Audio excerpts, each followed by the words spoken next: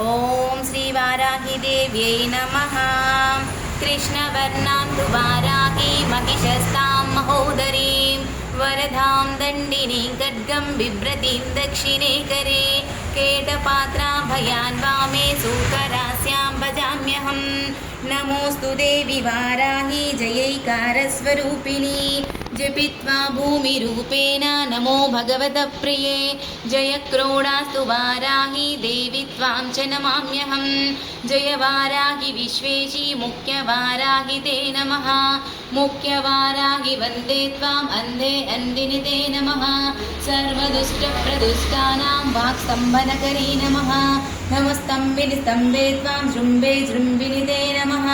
रुन्धे रुन्दिनि वन्दे त्वां नमो देवी तु मोहिनी स्वभक्तानां हि सर्वेषां सर्वकामप्रदे नमः। बाह्वास्तम्भनकरी वन्दे चित्तस्तम्भिनि ते नमः। चक्षुस्तम्भिनि त्वां मुख्यस्तम्भिनि ते नमो नमः।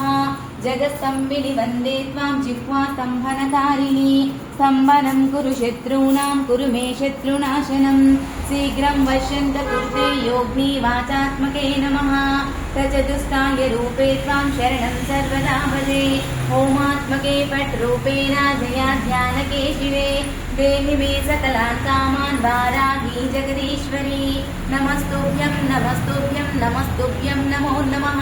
किं दुष्करं त्वयि मनोविषयं गतायां किं दुर्लभं त्वयि विधानवदर्शितायां किं दुष्करं त्वयि प्रकृतिमागतायां किं दुर्जयं त्वयि कृतस्तुतिवादपुंसाम्।